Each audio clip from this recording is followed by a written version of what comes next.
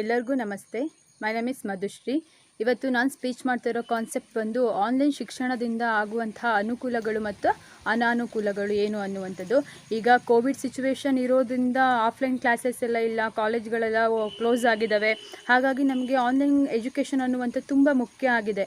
ಯಾಕಂದರೆ ಒಂದು ಹೈಯರ್ ಎಜುಕೇಷನಿಗೆ ಹೋಗಬೇಕು, ಇಲ್ಲ ನಮ್ಮ ಎಜುಕೇಷನ್ ಅನ್ನುವಂಥದ್ದು ಕಂಟಿನ್ಯೂ ಆಗಬೇಕು, ಸ್ಟಾಪ್ ಆಗಬಾರ್ದು ಅಂತ ಇರೋರಿಗೆ ಈ ಆನ್ಲೈನ್ ಕ್ಲಾಸಿಂದ ತುಂಬ ಉಪಯೋಗ ಆಗುತ್ತೆ. ಹಾಗಾದರೆ ಈ ಆನ್ಲೈನ್ ಕ್ಲಾಸ್ ಅಂದರೆ ಇವಾಗ ಯಾವುದೇ ಒಂದು ಆನ್ಲೈನ್ ಮೂಲಕ ನಡೆಯುವಂಥ ಒಂದು ಶಿಕ್ಷಣ ಅಥವಾ ಕಲಿಕೆಯನ್ನು ನಾವು ಆನ್ಲೈನ್ ಶಿಕ್ಷಣ ಅಂತ ಹೇಳ್ಬೋದು.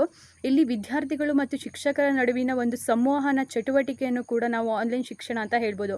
ಹಾಗಾದರೆ ಈ ಆನ್ಲೈನ್ ಶಿಕ್ಷಣದಿಂದ ನಮಗೆ ಎಷ್ಟು ಅನುಕೂಲ ಆಗ್ತಿದೆ ಅಥವಾ ಇದರಿಂದ ನಮಗೆ ಎಷ್ಟು ಅನಾನುಕೂಲಗಳು ಆಗ್ತಿದೆ ಅಂತ ನೋಡೋದಾದರೆ, ಫಸ್ಟು ಅನುಕೂಲಗಳನ್ನು ನೋಡುವ.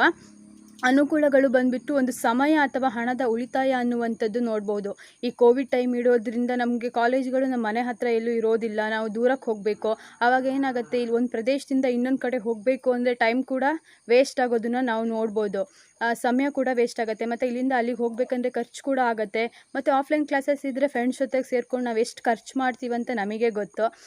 ಹಾಗಾಗಿ ಖರ್ಚು ಮತ್ತು ಸಮಯ ಅನ್ನೋದು ಕೂಡ ಹಾಳಾಗೋದನ್ನ ನಾವು ನೋಡಬಹುದು. ಮತ್ತು ಒಂದು ಎಜುಕೇಷನ್ ಅನ್ನುವಂಥದ್ದು ಕಂಟಿನ್ಯೂ ಮಾಡಲಿಕ್ಕೆ ಈ ಆನ್ಲೈನ್ ಶಿಕ್ಷಣ ತುಂಬ ಉಪಯೋಗ ಅಂತಲೇ ಹೇಳ್ಬೋದು. ಮತ್ತು ಟೆಕ್ನಾಲಜಿ ಸ್ಕಿಲ್ ಅನ್ನುವಂಥದ್ದು ನಮ್ಮಲ್ಲಿ ಡೆವಲಪ್ ಆಗೋದನ್ನು ನಾವು ನೋಡಬಹುದು. ಅಂದರೆ ಇವಾಗ ಆನ್ಲೈನ್ ಶಿಕ್ಷಣ ಇರಲಿಲ್ಲ, ಆಫ್ಲೈನ್ ಶಿಕ್ಷಣದಲ್ಲೇ ಇದ್ದಿದ್ದರೆ ಇವಾಗ ಗೂಗಲ್ ಮೀಟ್ ಇರ್ಬೋದು, ಇಲ್ಲ ಝೂಮ್ ಆ್ಯಪ್ ಇರ್ಬೋದು, ಅವನ್ನೆಲ್ಲ ಹೇಗೆ ಯೂಸ್ ಮಾಡ್ಕೋಬೇಕು ಅದ್ರ ಬಗ್ಗೆ ನಮಗೇನು ಗೊತ್ತೇ ಆಗ್ತಿರ್ಲಿಲ್ಲ. ನಮಗೆ ಮಾತ್ರ, ನಮಗಿರ್ಬೋದು, ಪೇರೆಂಟ್ಸಿಗಿರ್ಬೋದು, ಇಲ್ಲ ಲೆಕ್ಚರ್ಸ್ಗಳಿಗೆ ಇರ್ಬೋದು, ಇವನ್ನೆಲ್ಲ ಹೇಗೆ ಯೂಸ್ ಮಾಡ್ಕೋಬೇಕಂತ ಕೂಡ ಅವರಿಗೆ ಗೊತ್ತಾಗದೇ ಇರೋದನ್ನು ಕೂಡ ನಾವೀ ನೋಡಬಹುದು. ಮತ್ತು ಒಂದು ಸುರಕ್ಷಿತವಾದಂಥ ವ್ಯವಸ್ಥೆ ಅಂತಲೇ ನಾವು ಹೇಳ್ಬೋದು. ಯಾಕಂದರೆ ನಾವು ಕಾಲೇಜಿಗೆ ಹೋಗದೆ ಮನೆಯಲ್ಲೇ ಇರೋದ್ರಿಂದ ನಮಗಿಷ್ಟ ಬಂದಿರೋ ಪ್ಲೇಸಲ್ಲಿ ಕೂತ್ಕೊಂಡು ಕ್ಲಾಸಸ್ನ ಕೇಳ್ಬೋದು, ಯಾವುದೇ ಡಿಸ್ಟರ್ಬೆನ್ಸ್ ಅನ್ನೋದು ಇರೋದಿಲ್ಲ. ಮತ್ತು ಒಂದು ಫ್ಯಾಮಿಲಿಗಳ ಜೊತೆಗಿರ್ತೀವಿ, ಮತ್ತು ಒಂದು ಸೇಫಾಗಿ ಕೂಡ ನಾವು ಇಲ್ಲಿ ಆನ್ಲೈನ್ ಕ್ಲಾಸಸ್ನ ಕೇಳಬಹುದು. ಮತ್ತು ಈ ಟೈಮಲ್ಲಿ ನಾವು ಮನೆಯಲ್ಲೇ ಇದ್ಕೊಂಡು ಕ್ಲಾಸಸ್ ಕೇಳೋದ್ರಿಂದ ನಮ್ಮ ಫ್ಯಾಮಿಲಿ ಒಂದು ಬಾಂಡಿಂಗ್ ಅನ್ನುವಂಥದ್ದು, ಫ್ಯಾಮಿಲಿಗಳ ಜೊತೆಗೆ ಒಂದು ಟೈಮ್ ಅನ್ನುವಂಥದ್ದು ಸ್ಪೆಂಡ್ ಮಾಡ್ಬೋದು. ಮತ್ತು ಪಠ್ಯದ ಜೊತೆಗೆ ಪಠ್ಯೇತರ ಚಟುವಟಿಕೆಗಳಲ್ಲಿ ಕೂಡ ನಾವು ಪಾರ್ಟಿಸಿಪೇಟ್ ಮಾಡುವಂಥದ್ದು. ಅಂದರೆ ಇವಾಗ ಕ್ಲಾಸಸ್ ಇರೋ ಟೈಮಲ್ಲಿ ಕ್ಲಾಸ್ ಕೇಳಿಕೊಂಡು ಉಳಿದಿರೋ ಟೈಮಲ್ಲಿ ಬೇರೆ ಬೇರೆ ಚಟುವಟಿಕೆಗಳು, ಇಟ್ ಮೀನ್ಸ್ ಕೈಗಾರಿಕೆ ಇರ್ಬೋದು ಅಥವಾ ಕೃಷಿ ಇರ್ಬೋದು, ಕೃಷಿಯೇತರ ಚಟುವಟಿಕೆಗಳು ಕೂಡ ತಮ್ಮನ್ನು ತಾವು ತೊಡಗಿಸ್ಕೊಳ್ಳೋದನ್ನು ನಾವು ನೋಡ್ತೀವಿ. ಇದರಿಂದ ಏನಾಗುತ್ತೆ ಅಂದರೆ ನಮ್ಮ ಆದಾಯ ಕೂಡ ಹೆಚ್ಚಾಗುತ್ತೆ, ಮನೆ ಕೂಡ ನಾವು ನೋಡ್ಕೋಬಹುದು, ನಮ್ಮ ಪೇರೆಂಟ್ಸಿಗೆ ಕೂಡ ಹೆಲ್ಪ್ ಆಗುತ್ತೆ ಅನ್ನೋದನ್ನು ನಾವು ನೋಡ್ಬೋದು. ಹಾಗಾದರೆ ಅನಾನುಕೂಲಗಳು ಏನು ಅನ್ನೋದಾದರೆ, ಎಷ್ಟು ಅನುಕೂಲಗಳಿದೆಯೋ ನಮ್ಗೆ ಆನ್ಲೈನ್ ಕ್ಲಾಸಿಂದ ಅಷ್ಟೇ ಅನಾನುಕೂಲಗಳನ್ನು ಸಹ ನಾವು ನೋಡ್ತೀವಿ. ಇದು ಆನ್ಲೈನ್ ಕ್ಲಾಸು ಒಂದು ಬಡ ಜನರಿಗೆ ಅಥವಾ ಬಡ ವರ್ಗದವ್ರಿಗೆ ತುಂಬ ಎಫೆಕ್ಟ್ ಆಗೋದನ್ನು ನಾವು ನೋಡ್ಬೋದು. ಯಾಕೆಂದರೆ ಕೆಲವೊಬ್ಬರು ಪೇರೆಂಟ್ಸ್ಗಳಿಗೆ ತಮ್ಮ ಮಕ್ಕಳನ್ನ ಒಂದು ಕಾಲೇಜಿಗೆ ಅಥವಾ ಸ್ಕೂಲಿಗೆ ಕಳಿಸೋದೇ ಒಂದು ದೊಡ್ಡ ಹೊರೆ ಆಗಿರ್ತದೆ. ಅಂಥದ್ರಲ್ಲಿ ಈಗ ಆನ್ಲೈನ್ ಕ್ಲಾಸ್ ಬೇಕು ಅಂತ ಅಂದರೆ ಎಲ್ಲರ ಹತ್ತಿರ ಸ್ಮಾರ್ಟ್ಫೋನ್ ಅನ್ನೋದು ಇರಲೇಬೇಕು.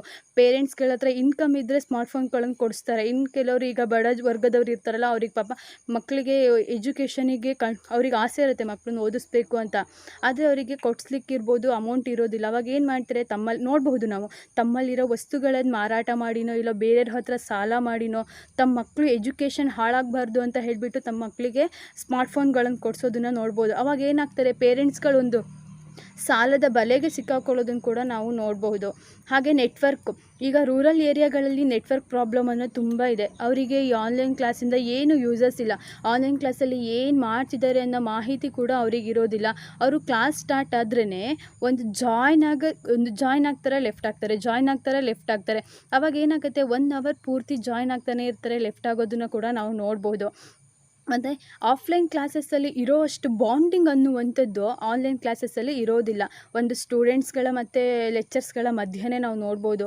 ಒಂದು ಬಾಂಡಿಂಗ್ ಅನ್ನುವಂಥದ್ದು ಅಥವಾ ಬಾಂಧವ್ಯ ಅನ್ನುವಂಥದ್ದು ಆನ್ಲೈನ್ ಕ್ಲಾಸಸ್ಸಲ್ಲಿ ನಾವು ನೋಡೋಕ್ಕೆ ಸಾಧ್ಯ ಇಲ್ಲ. ಮತ್ತು ಕಮ್ಯುನಿಕೇಷನ್ ಮತ್ತು ಡಿಸ್ಕಷನ್ ಅನ್ನುವಂಥದ್ದು ತುಂಬ ಕಡಿಮೆ ಇರ್ತದೆ. ಕಮ್ಯುನಿಕೇಷನ್ ಅನ್ನುವಂಥ ಸ್ಕಿಲ್ಲು ನಮ್ಮಲ್ಲಿ ಡೆವಲಪ್ ಆಗೋದಿಲ್ಲ. ಆಫ್ಲೈನ್ ಕ್ಲಾಸಸ್ ಆಗಿದ್ದರೆ ಸರ್ಗಳ ಹತ್ರ ನಮ್ಗೆ ಡೌಟ್ಸ್ ಎಲ್ಲ ಕೇಳ್ಬೋದು, ಅವರಿಂದ ಆನ್ಸರ್ ಮಾಡ್ತಿದ್ವಿ. ಆದರೆ ಆನ್ಲೈನ್ ಕ್ಲಾಸಸ್ಸಲ್ಲಿ ಇದನ್ನು ಕೇಳೋಕ್ಕಾಗಲ್ಲ. ಒಂದು ವೇಳೆ ಕೇಳಿದ್ರೂ ಯಾರಾದರೂ ಒಬ್ಬರು ಕೇಳಿದ್ರೆ ಡೌಟ್ಸನ್ನು ಸರ್ ಅವ್ರಿಗೆ ರಿಪ್ಲೈ ಮಾಡುವಾಗಲೇ 1 ಅವರ್ ಆಗಿರೋದು, ಅಷ್ಟೊತ್ತಿಗೆ ಕ್ಲಾಸ್. ಮತ್ತು ಇದೊಂದು ಸ್ಟೂಡೆಂಟ್ಸ್ಗಳಿಗೆ ಇದೊಂದು ಆರೋಗ್ಯದ ಮೇಲೆ ಎಫೆಕ್ಟ್ ಅಂತ ಕೂಡ ನಾವು ಹೇಳ್ಬೋದು. ಯಾಕಂದರೆ ಅವ್ರು ಗಂಟೆಗಟ್ಟಲೆ ಮೊಬೈಲ್ ಮುಂದೆ ಕಂಪ್ಯೂಟರ್ ಮುಂದೆ ಕೂತ್ಕೊಂಡು ಕ್ಲಾಸ್ ಕೇಳೋದ್ರಿಂದ ಏನಾಗುತ್ತೆ ಅಂದರೆ ಅವ್ರ ಆರೋಗ್ಯದ ಮೇಲೆ ಒಂದು ಪರಿಣಾಮ ಬೀರೋದನ್ನ ಕೂಡ ನಾವು ನೋಡಬಹುದು. ಅಂದರೆ ಮುಖ್ಯವಾಗಿ ಅವರ ಕಣ್ಣಿನ ದೃಷ್ಟಿ ಸಾಮರ್ಥ್ಯವನ್ನು ಕುಗ್ಗಿಸುವಂತಹ ಒಂದು ಕೆಲಸ ಕೂಡ ಇದು ಆನ್ಲೈನಿಂದ ಆಗುತ್ತೆ.